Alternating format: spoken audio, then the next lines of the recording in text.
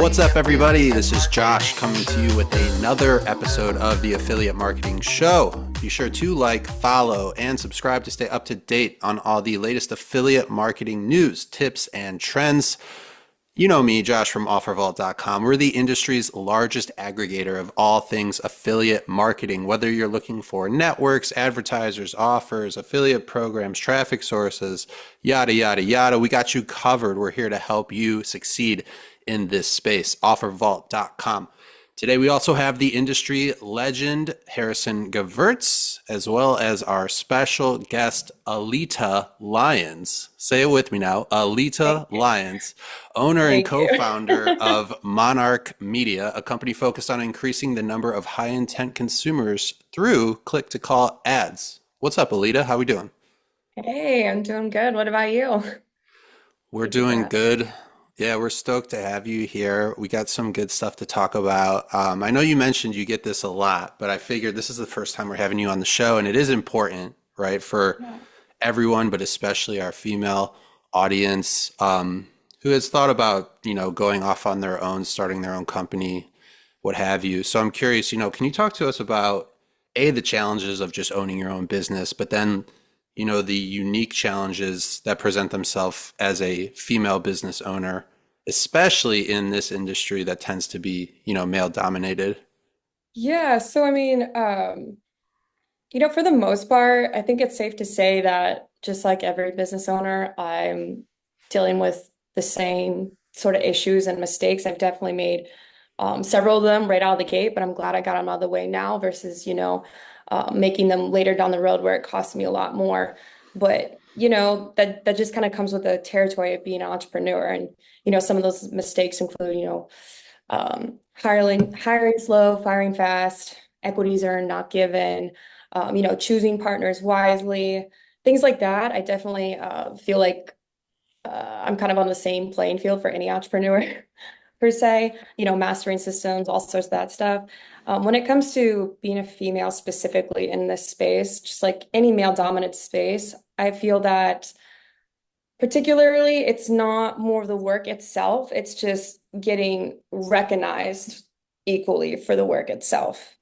Um, and by that, I mean, kind of getting a seat at the table. It takes a lot more to get there versus, if I was a man, I definitely feel like I would have been given things earlier on or had better opportunities or just been viewed a little bit differently.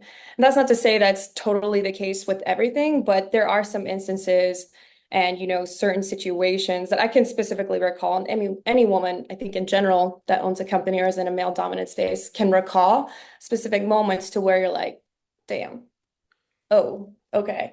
And you kind of just have to fight a little bit more. I think it's more or less maneuvering the space and recognizing how you need to beat your components out versus, how do I say this? Versus taking a back seat. You kind of have to put yourself out there a little bit more than kind of going along for the ride compared to most, male entrepreneurs, I would say. Hopefully that makes sense. It's kind of a Yeah, difficult question no, to put into 100%. words, honestly.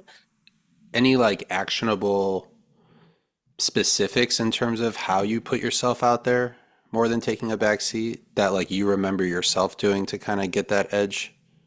Yeah, yeah, definitely. So first of all, I'll start by saying that I think what really helps me personally is I'm physically very tall. And when I'm around men, I'm like around 5'10". I think that definitely helps with my assertiveness and coming across as more dominant per se. Um, I know most people don't think of it, but I'm not like, 5 foot and 95 pounds or whatever. That definitely kind of helps give me confidence to, be able to have like a strong grip and be able to look eye to eye when it comes to working with male individuals. Um, But yeah, I mean, I'd say for the most part too, for me, it was more or less having the confidence and making sure that I put myself out there, whether it's, giving someone something they didn't have before and really making sure that I presented myself as a one-stop shop, something that I did early on was I really sat there and thought about how can I create value even when I don't have X, Y, and Z? How can I bring something to the table, even though, I haven't been in the game that long or I don't have any skin in the game? So implementing that into everything that I did early on kind of got me to where I'm at today. Like when I was an affiliate manager, I always remember like, how can I beat out my competitors? How can I be the best affiliate manager? What does that look like? Well, is it doing this, or is, just having high numbers, or is it like, understanding how Facebook works, how Ringba works, how whatever works? No, it was like, how can I be a one-stop shop and create value to the affiliates or clients that I'm working with in more ways than just one? Yeah, that's great. Um, Speaking of a male dominated industry, I know you jokingly threw this out there, but I think it would actually Uh, be good to talk about, right? You're not alone in this. Some dudes in this space are kind of creepy, right? Especially at like trade shows. And I I know, mean, okay, Aleta, I just have to ask, is it really that bad? I mean, I'm just curious. Like, um, I feel like I've always been nice to people. I feel like you only have one reputation. So notice if how I'm Harrison is taking this as a direct like threat to no, him, no, no, right? no, no, no, no. Like, no. I'm dude, just yeah. It's surprised. good he I'm brings just this up. surprised. I'm just surprised because like you only have one reputation. So like if I'm creepy to Alita, every female in the industry is going to know about it by Friday. We're recording this Wednesday for everyone that knows. So like I'm sure it happens, but like, do people really just not think? Like, I'm sorry, it's such a naive question, but I gotta ask. Like, Yeah. has it gotten better or Yeah, I consistently know. bad? It's definitely gotten better. And I've been asked this question a couple of times. Yes, it still exists. It's also gotten a lot better. My boyfriend's down in the space too, pretty actively. So that's like definitely tamed things down. And I think the fact that I had been so open about it has personally for me, kind of tamed things down. But I mean, it still happens. Like I had an incident earlier this year where it was kind of like, oh my God, which I can get to in a second. But um yeah, it does, and it's unfortunate. But on the contrary, you're talking about reputation. For women, at least, it is 10 times worse, or 10 times, our standards are so much higher on the degenerate level, right? Because like we're all degenerates here. Like that's just how it is in our space. But from a female standpoint, when we are talking about reputation, our standards are so much higher than yours. So you already have that going for you. Um, I will say the difference is I like to put it as I still am a part of like the newer-ish generation, like more on what is it, Gen X, the latest one, 95, or is that Gen Z? I don't know. Gen Z, Let's right? mix it up. Yeah. No, I was born in 95, right? I think that the women I speak to in this space that have stories to say that haven't necessarily been open about it or, don't talk about it are more or less 10 plus years older than myself. I think for the females that are in more or less my age range, kind of grew up with the Me Too movement and all that stuff, and we're a little bit more vocal and a little bit more aggressive of saying, no, that's not okay, and addressing it and moving forward. But in this space in particular, the difference is we don't have the corporate ladder and the law protecting us, right? Like a lot of it's kind of just like you have to figure it out for yourself. You have to be able to take hits and figure it out and like go with it, or address it in a way that you're okay with how you address it and your company is okay with how you addressed it. I was talking to someone the other day at Geek Out, and they were saying, yeah, we're putting so and so through the test right now. The test meaning like they're kind of seeing how this individual works at shows, not like, that she can't do things. They're just trying to see like how she handles all of the chaos that's going on, all of like the locker room, boy talk, things like that. And for me personally, I feel like I don't know, I grew up with brothers too. I don't know. It's just been a little bit easier for me. I always had that kind of mindset. I wasn't a girl's girl, but yeah, it definitely still happens, and you gotta figure out how to maneuver it. Jen Rosario and I were talking about a month and a half ago, and we like to say that females in the industry have to have masculine energy, which is so true if you think about it. Like think about all your like top AMs, like your go-getters, your drivers, like they have a little bit of like feistiness and masculine energy in them, and that really comes in handy when dealing with some of these guys. But yeah, that's kind of like my synopsis of it. You gotta just gotta take it or leave it, and figure out what you want to do with it. Do you want to share that one story that gave you the ick a second ago, or would you rather Oh not? yeah. Yeah, I guess. And I'm not going to name any individuals either because I just don't believe in You're doing not that to gonna lie, people. if you did, we'd bleep it out. It'd be like a whole drama, but you don't have to do it. I just No, I want to mean make work for it's someone. Don't do it. it's like the unsolicited dick pics is definitely a thing. That doesn't What? happen as much anymore. But oh yeah, Oh on my God. Telegram, out of nowhere, that definitely Of shows people up. that you know and have a relationship with? I have had, yeah, in the past, yeah. Like, That's hey, And to here's be wild. the fair, IEO and a bonus. Like, oh, Oh my and to God, be dude. fair though, on the contrary, like women can kind of do it in reverse, not necessarily like a harassment thing, but like, it's kind of common for, AMs or affiliates or whatever, like we're all the same age and doing business. Like it's okay to have personal relationships. Like that does happen. It is like common, but some of the other stuff, I'd say more or less not with most of the US or Western cultured guys. Um, it's not as big of an issue, but the Eastern Europeans, I can't believe I'm saying Wow. this, Eastern Europeans and a couple of like other, international per se, that's where you really see a lot of that come into play. But yeah, I mean, an instance this year, uh, there was a conference a while back earlier this year, and after this conference, I got a video from this guy that I met at the conference for the first time. I couldn't even remember his name. And the video, he was like distraught. And he's looking at me and he's like, Alita, I just want to say that um, I heard everything that you said, and I want you to know that I'm here for you. And it was, good seeing you. And he's like distraught. Good seeing you in Atlanta. Like I moved from Atlanta. So first of all, he's saying my name specifically, which is not a very common name at all. And he's mentioning the city that we met in, which is the city that I lived in. Super specific, right? And he was like, I just want you to know that I know you're pregnant, but I'll be okay with taking care of our baby. Like I'm here for you. Just going off on this, like it was really freaking weird. And mind you, like I have a boyfriend. At first I didn't like think anything of it. I was like, this has got to be a prank. But the more I kept watching it, the more like it gave me. And there's like a select females in the space that kind of know about it. And I think this individual maybe just had personal issues or something going on. But I, responded like, hey, I don't think think you're you the should wrong justify person. it. That's weird. Yeah, you It was, don't need to justify dude, I'm it. sorry. it Personal definitely issues. was Get the fuck weird. out of here. But this guy was like distraught and he was serious. He's like, I just want you to know that, I'll do whatever it takes and I know you're having our baby and I'll definitely take care of you and stuff. And I'm like, what? And I told this to my boyfriend. I didn't think much of it first. And then it's like, he's probably really internalizing a lot of things. And like, even though to me he's acting okay, like he's probably like, what the fuck is going on? And unfortunately, things like that happen. That was probably one of the weirder and like totally creepy ones.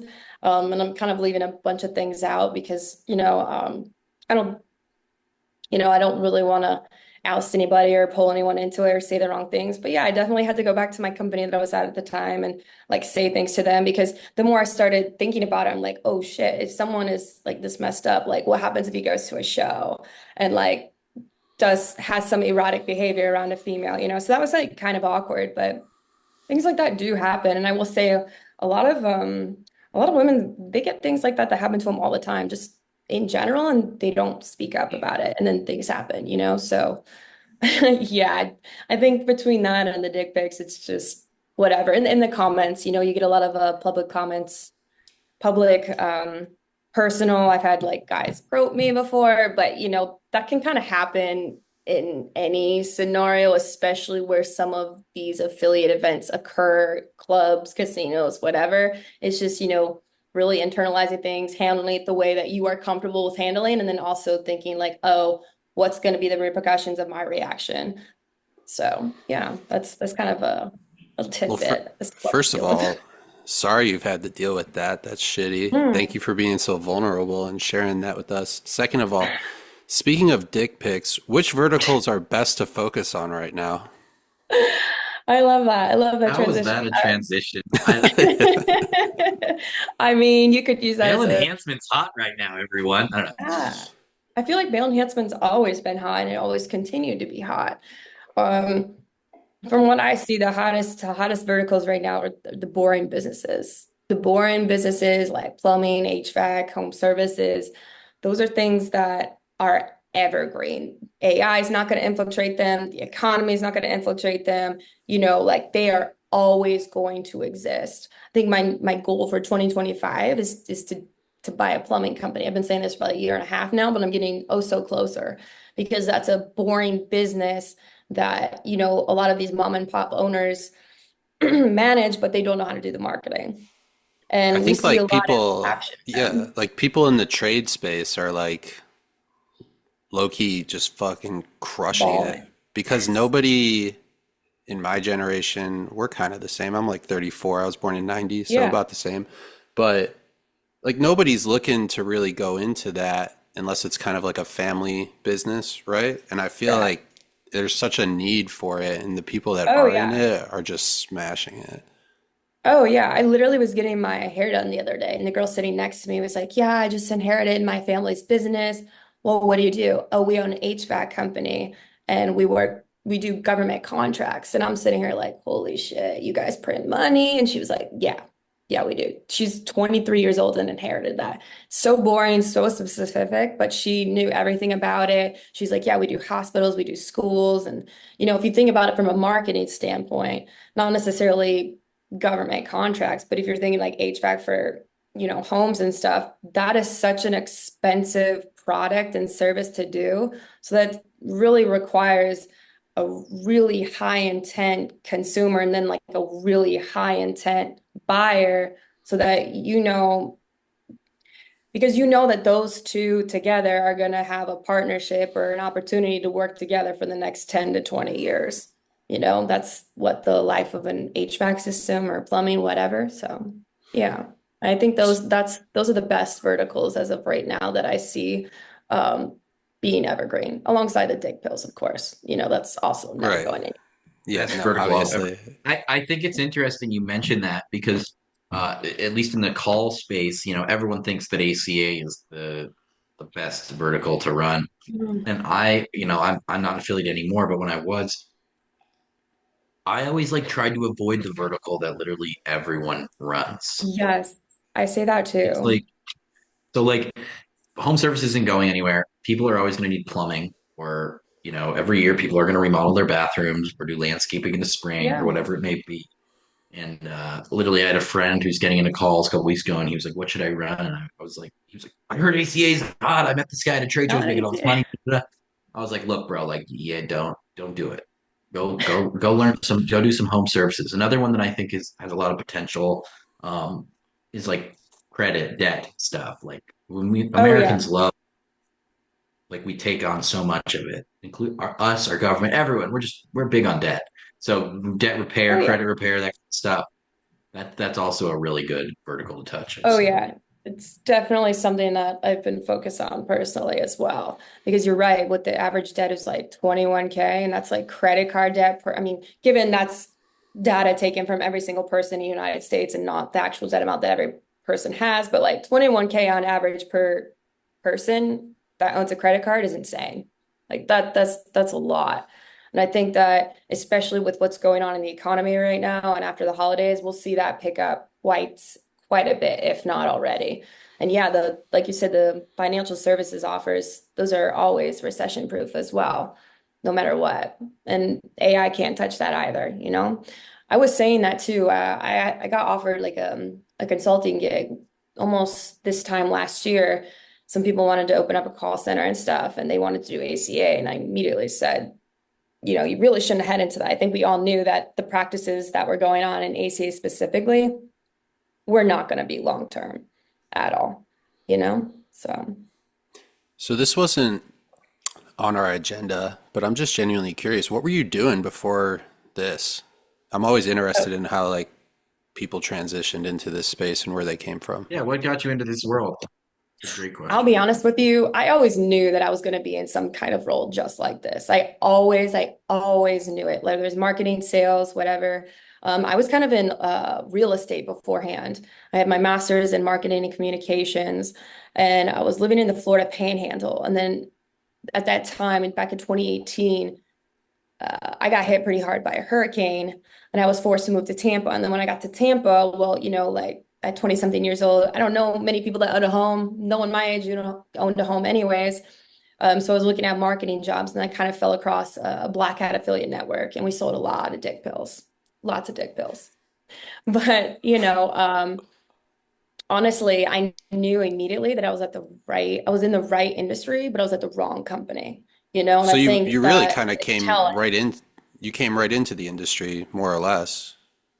Yeah, I mean, my interview that I had with this company was 3 hours long. I mean, we literally just matched immediately. I think I always knew I was meant to be in something like this, whether it was like real estate, sales, whatever.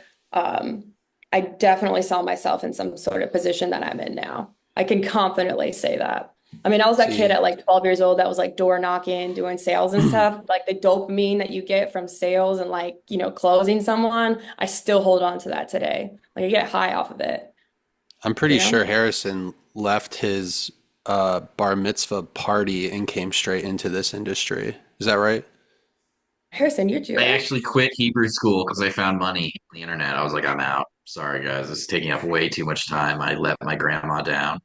I was like, I'm out. Sorry. Exactly. Didn't even finish. I was like, I got money to make.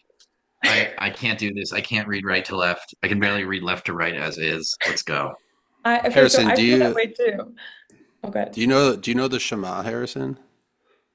Nothing. Oh I wow, lost all. you left. You How checked old were Yeah, out. you? at one point I had a Twitter. I'm going to share this. It's not very professional, but my username was bad underscore Jew. I had to remove it. I had to delete it off the world because it just was bad Yeah. Oh professionally. God, I have a I feel friend that way. who owns Clearly, a it's true.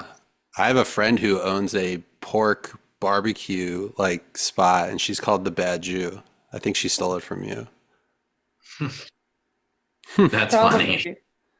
I mean, I like Alita, to say that a lot though too. Like, I feel like coming into this space, I saw the money immediately and was like, "Oh, I gotta have a piece of that." And then how fast you can get it. Honestly, if you think about it, a lot of the guys that are in this space aren't just in this space; they're in several other spaces. They are serial entrepreneurs because you can gain so much capital so quickly, more than like anything Fair. else, honestly, to do what you really want to do. And I think that's I'm very sure appealing.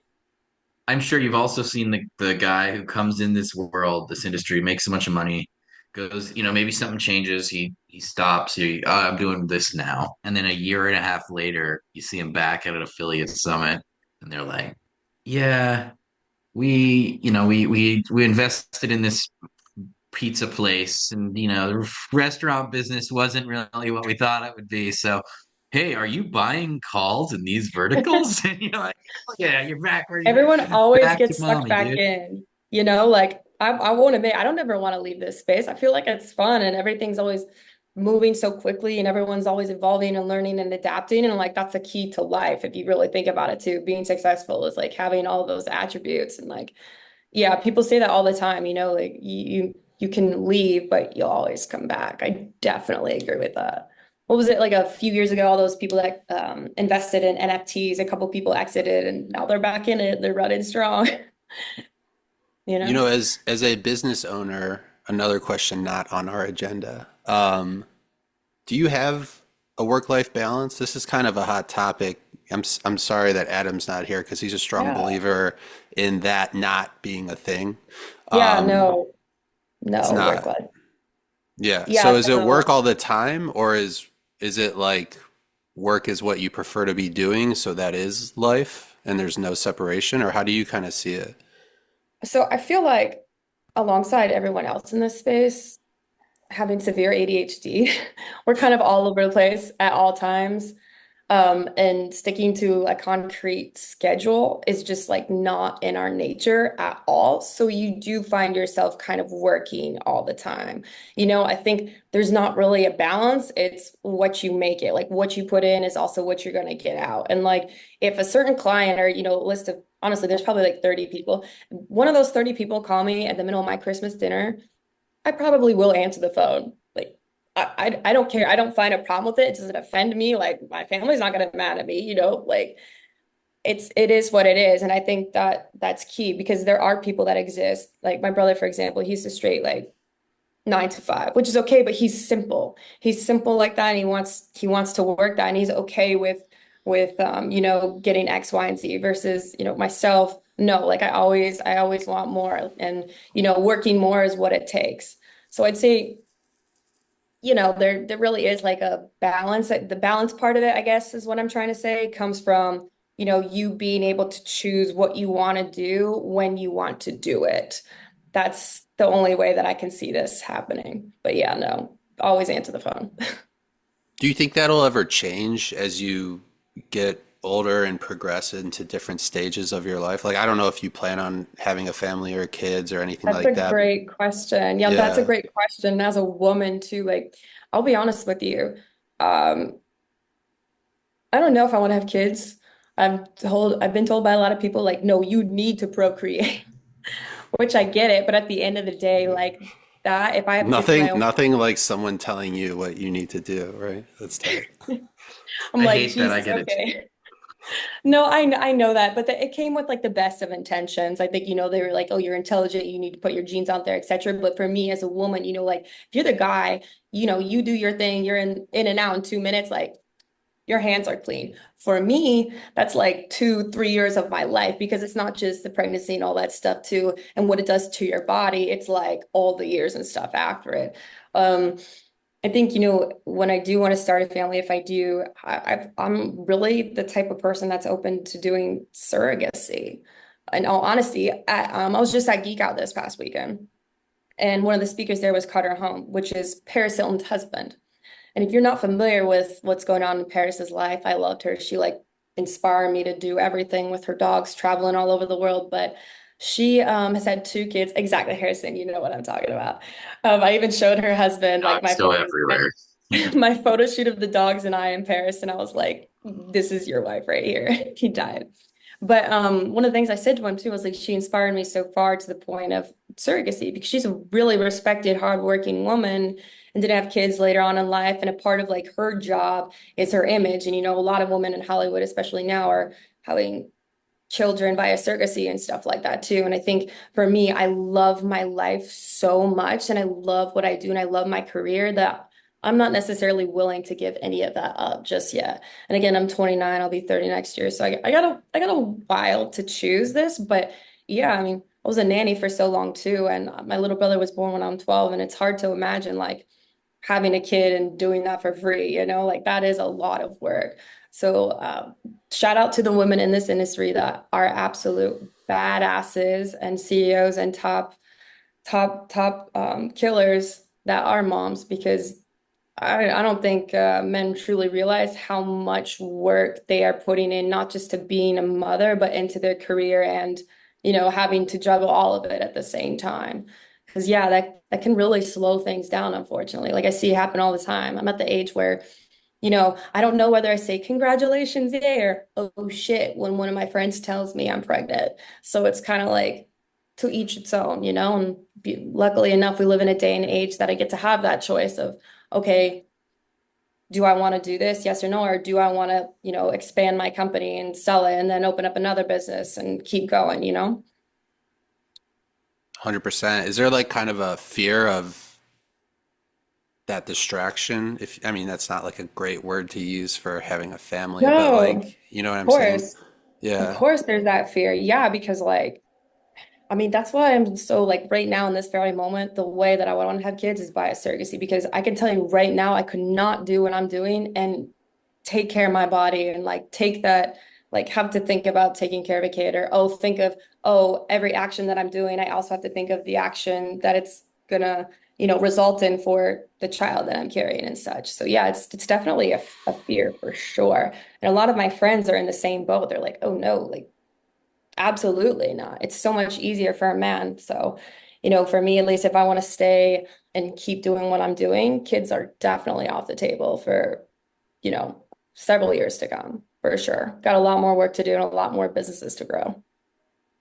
Yeah. Yeah. I'd be curious to hear, like, if you ever did have kids, what your opinion would be like 10 years from now, you know? First of all, oh God, that's so hard. First of all, Well, I'd because want the best you for see them. That's somebody like terrifying. you were on the LFG show, right? Yeah. Yeah, so you see someone like Dave, he's got a family and he's like all in on the business, and he seems like he's all in on the family too. So I'm It's curious, true. like how he manages it. Balances I mean, it. I think life is all about sacrifices, right? Like Oh one yeah. way or the other. He's also got a very, very badass wife that Yeah. is like putting in her work too. You can definitely say that because those kids seem awesome. And obviously, like, there's no way Stodolak would be able to do what he's doing if he didn't have her in his life. Let's just put it that way. And I think a lot of guys in this space can say the same. Even though, like, I know when we come to these events and stuff, you can tell like these guys are just like, oh, I just want to go to bed, because they kind of use the conferences and all as an escape from like their family life. But at the same time, like it makes them realize like, oh my God, my wife is doing so much. There's so much sacrifice going on. Oh, I do miss them, or oh, I do want to slow down going to these shows because I do want to spend time with them. But yeah, I mean, I don't know about you guys. Have you thought about having kids or a family anytime soon? I got Harrison, dogs. yeah, Yeah. Harrison's got dogs. I actually have two I kids, and Oh, you do? it's kind of slowed me down from traveling a bit. Like I know AWA Nice. Bangkok's coming up, and like it's just a lot for me to travel halfway around the world now. Like I could for sure do it and it would be doable, but like, I used to go to Thailand and I'd be like, let's go to like Phuket for a week after, right? And you like make it worth it. Last time I went, Yeah. I was in Thailand for I think 48 hours and you're Oh my flying God. basically 48 hours total and Yeah. it's just a nightmare. Then your body's like just there long enough to get thrown off. So It's it's like slightly adjusted. yeah, it's a lot. And Yeah.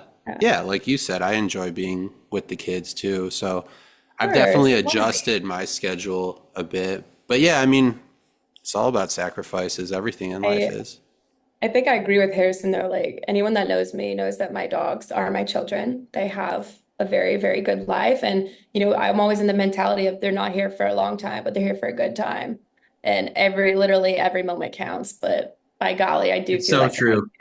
My yeah, dogs are older, and one of them has some health issues now, and I like just give her die as much. every day inside. Oh, She's like right Ali, here. She was just on my lap, and like I don't.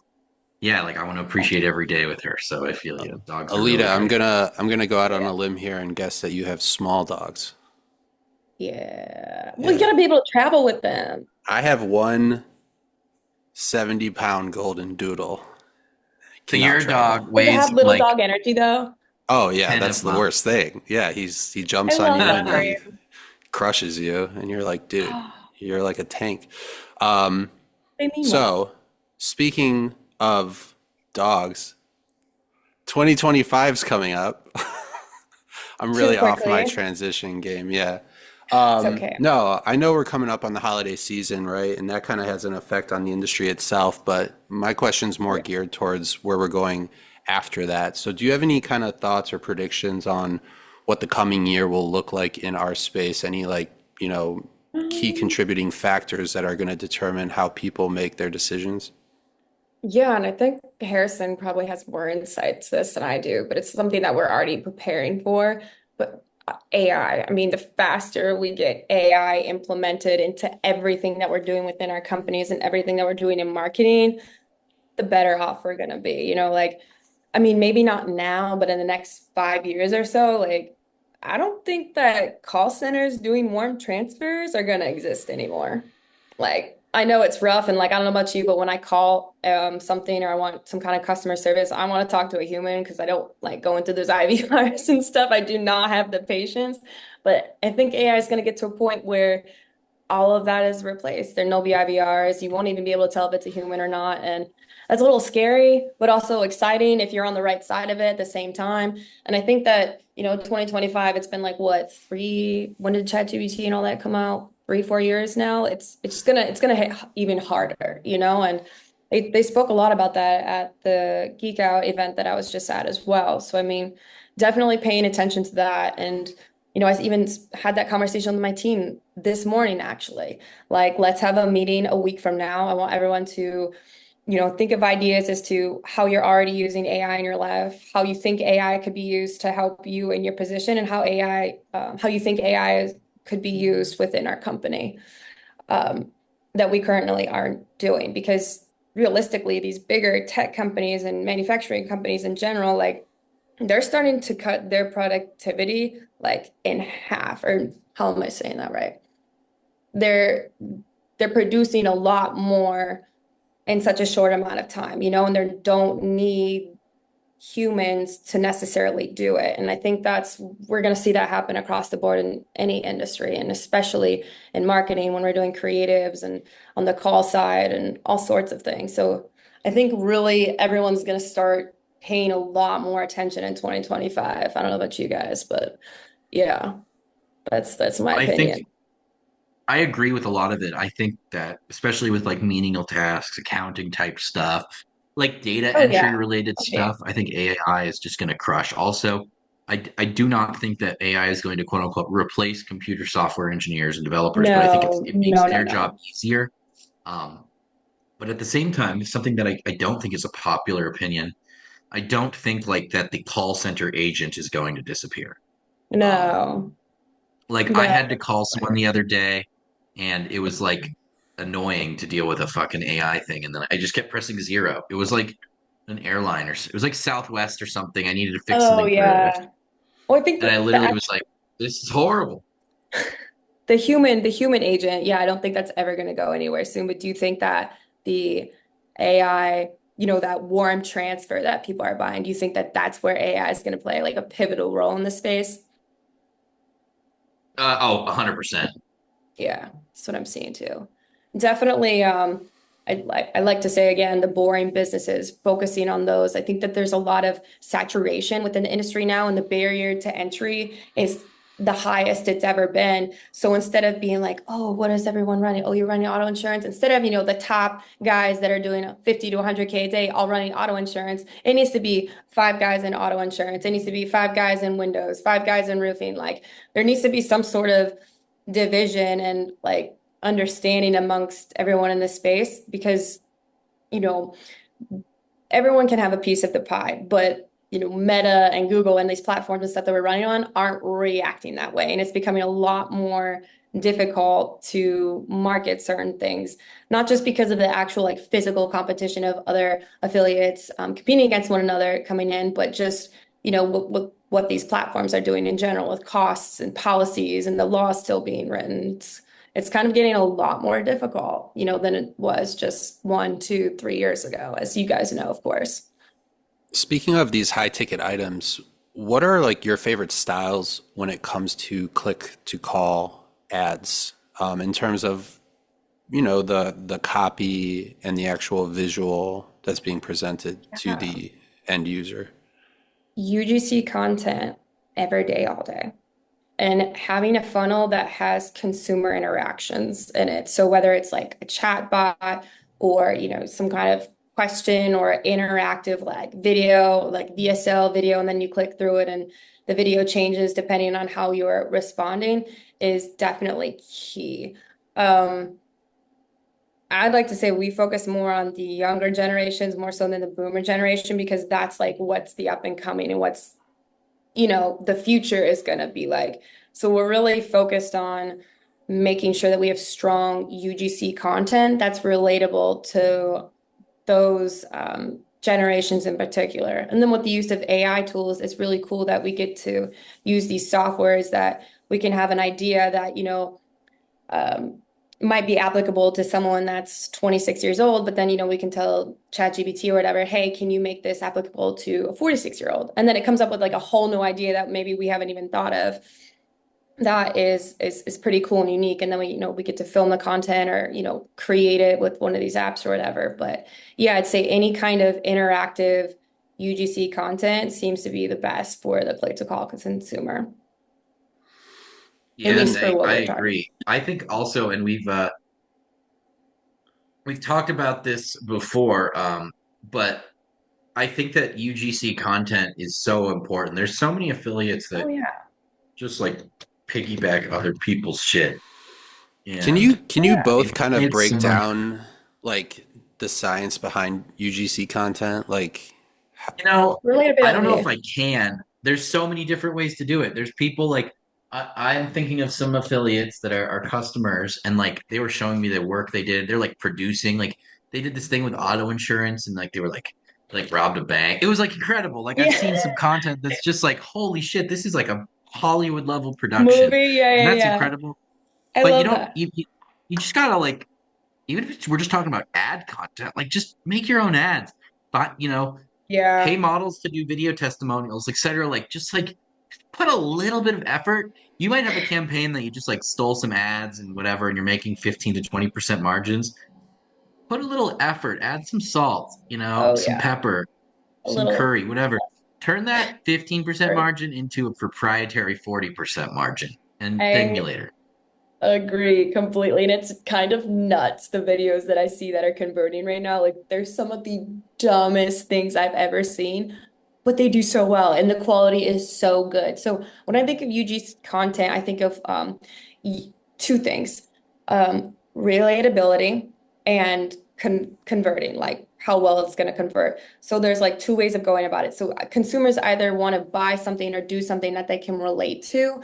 So that's where you kind of get super organic depending on the consumer that you're, going after. And then obviously you want something that converts, which is like the attention grabber. So that's where a lot of what I think the affiliate space has mastered quite well is doing, how can I get someone to click on this? Like, what is the most clickbaity, like interesting, attention grabbing thing that I can do to get this consumer to fill out this form or click to call? But on the contrary, like the whole influencer side of things is where a lot of these other generations and a lot of people just in general, like you want to buy products that you can relate to, or you want to be able to talk to someone in an organic way and fully understand what the product or service is going to do that is most beneficial for you as an individual, And I think that's what advertising lacked quite a bit over the years, it was too general and too broad. Now we have the ability with all the algorithms and such on all these platforms to get super, super, super granular on what consumer we want. I mean, you guys know you can pretty much get specifics on anybody for anything. And now, like with how advertising is working, you can create so many different videos and organic content to go after that consumer specifically. And that's pretty cool. And that didn't necessarily exist before. Having access to all of that behavioral data is insane. Another huge part of the equation, is finding good media buyers, right? So, in your opinion, like, what's your approach when it comes to doing just that? How you get good media buyers. And it's not really how to find good media buyers, it's how do I maintain and keep good media buyers? Because it's kind of easy to go out and find other media buyers and convince them to join your team, give them, you throw enough money at them, blah, blah, blah, like they'll do it.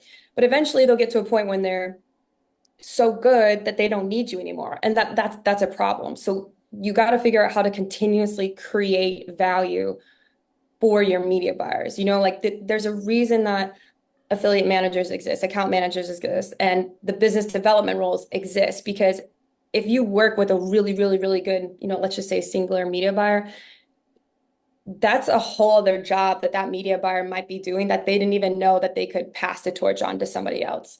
A good example of this is my boyfriend's a media buyer and I'm an account manager, network owner.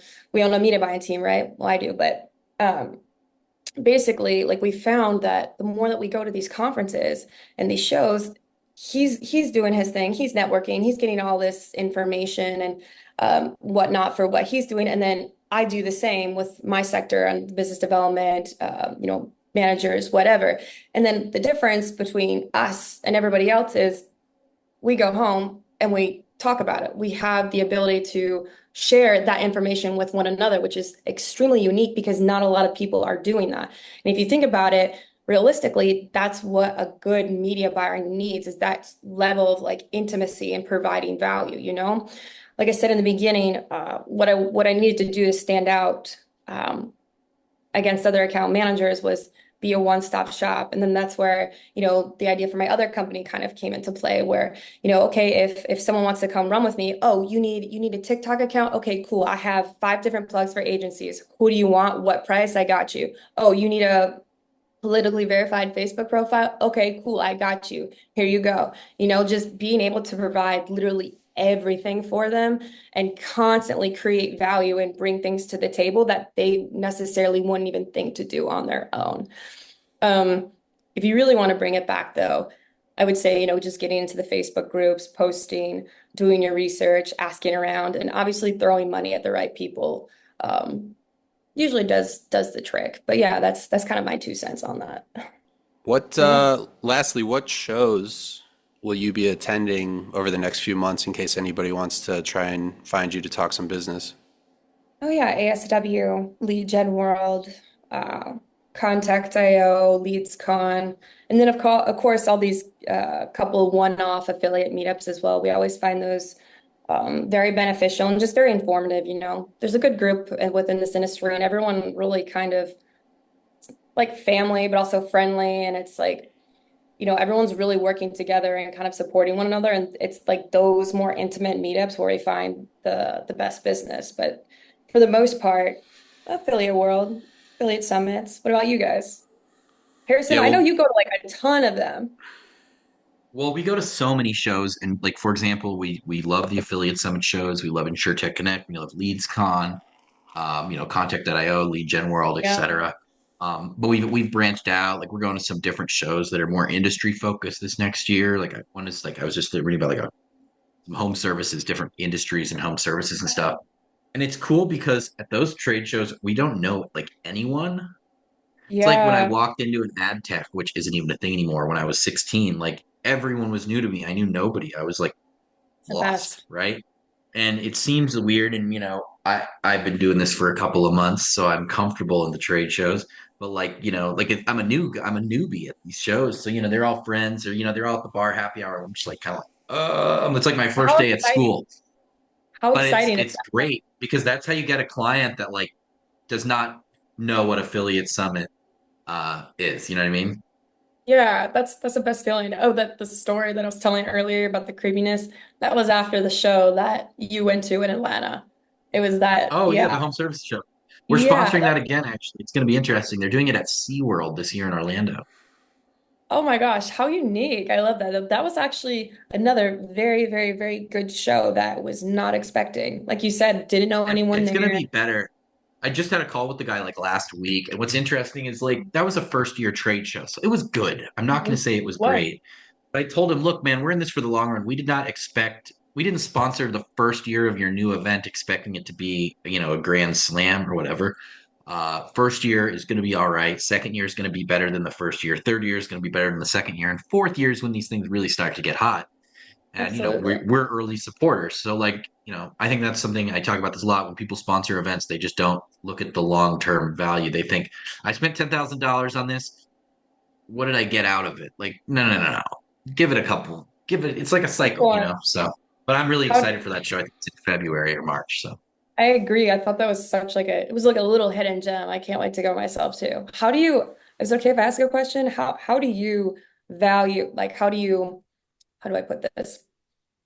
How how do do you we track like? identify, yeah, how do you identify something that you want to sponsor and like the long-term value when you're pouring money into something like that to help grow your I would business? say that we're still. It's funny. We've been doing this a long time, and we recently brought on a new VP of sales who comes from like enterprise, like selling Coca Cola and UPS or whatever like products. So he's kind of helping us evolve in terms of developing a strategy where we really pin down like the source of a potential customer or lead. Like, hey, we met them at that home services show in Atlanta or whatever it may be. Um, Mhm. but that being said, for us, the most important tip that I can give, and I've told this to customers, I've said this in the podcast. If you go book a meat market table for Affiliate Summit Vegas, and you spend, 6 grand on the table or whatever it costs, and then you spend, your hotels for you and your employee, your dinner, flights, you spend 10 grand, let's call it.